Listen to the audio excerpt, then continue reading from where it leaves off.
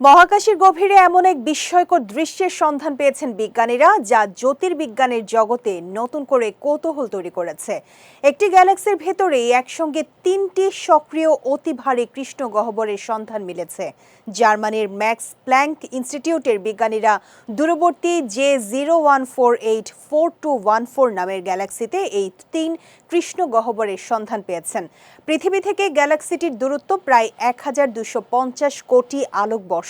অর্থাৎ বিজ্ঞানীরা যে আলো এখন দেখছেন তা আমাদের কাছে পৌঁছাতে সময় লেগেছে প্রায় 1250 কোটি বছর। সবচেয়ে অবাক করা বিষয় হলো, গ্যালাক্সিটির কেন্দ্রের কাছে থাকা দুটি কৃষ্ণ গহ্বর একে অপরের থেকে প্রায় 620 আলোকবর্ষ দূরে অবস্থান করছে, আর তৃতীয় কৃষ্ণ গহ্বরটি রয়েছে গ্যালাক্সির বাইরের দিকে, কেন্দ্র থেকে প্রায় 5500 আলোকবর্ষ দূরে। তিনটি কৃষ্ণ গহ্বরের ভরও অবিশ্বাস্য। সবচেয়ে বড়টির ভর সূর্যের প্রায় 8 কোটি গুণ, অন্য দুটির ভর যথাক্রমে প্রায় 6 লাখ ও 20 লাখ সূর্যের সমান। বিজ্ঞানীরা কিভাবে এগুলো শনাক্ত করলেন? কৃষ্ণ গহ্বরের চারপাশে থাকা গ্যাস ও পদার্থ প্রচণ্ড গতিতে ঘুরতে থাকে।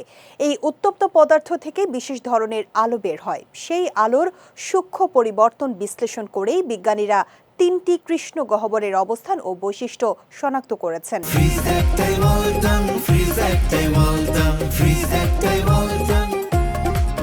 এ কাজে জেমস ওয়েব মহাকাশ দূরবীক্ষণ যন্ত্র গুরুত্বপূর্ণ ভূমিকা রেখেছে। বিজ্ঞানীদের ধারণা, গ্যালাক্সির কেন্দ্রের দুটি কৃষ্ণ গহ্বর ভবিষ্যতে একে অপরের সঙ্গে মিলিত হতে পারে।